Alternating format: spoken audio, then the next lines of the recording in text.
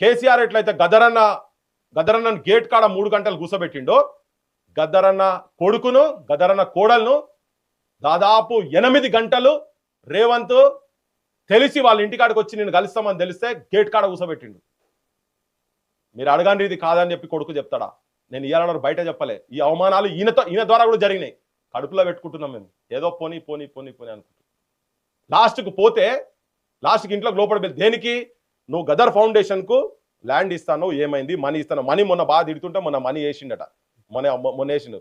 జాగా గురించి అని మాట్లాడింది పోతే ముఖం జుల్లే. బయట పొద్దుగాల వాళ్ళ ఇంటికి దాదాపు అరౌండ్ 7 o'clock పోతే 2 o'clock వరకు ఈయనకు లోపలికి ఎంట్రీ లేదు. తర్వాత పిలిచి నేను కలిసేదాకా నేను బయటనే ఉంటా అంటే ఈయన బయట కార్లో కూర్చొని ఉన్నారు.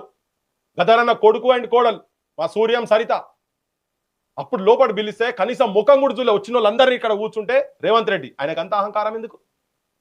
మాట్లాడద్దా? మాట్లాడలే. డోర్ కాడ నిలబడితే కూడా డోర్ వేసుకొని వెళ్ళిపోయింది ఆయన.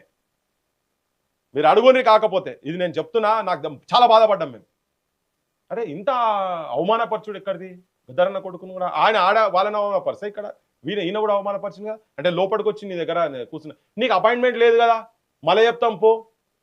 ఇట్లా పొద్దు నుంచి లేదు నేను కలిసే పోతా, నేను తిరిగి ఆస్తకు వస్తుంది. ఆ డిప్యూటీ సీఎం దగ్గర పోయినాము, ఆడే ఆస్తకు వస్తుంది. ఆయన కూడా ఫోన్లో ఒకసారి ఎత్తున్నాడు, ఒకసారి ఎత్తలేడు.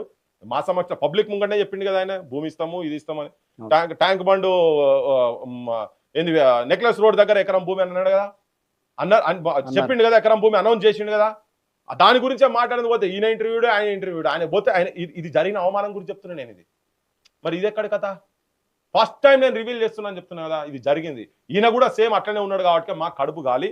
ఆయన ఒక్కడి మీద గురించి కాదు. నువ్వు విగ్రహాలు అదే పని చేస్తావు, అమరల స్థూపం అదే పని చేస్తావు, అమరలకు ఏం చేయవు, విద్యార్థులను కొట్టిపిస్తావు. ఊకే మేము నోరు మూసుకొని ఊకోవాలి.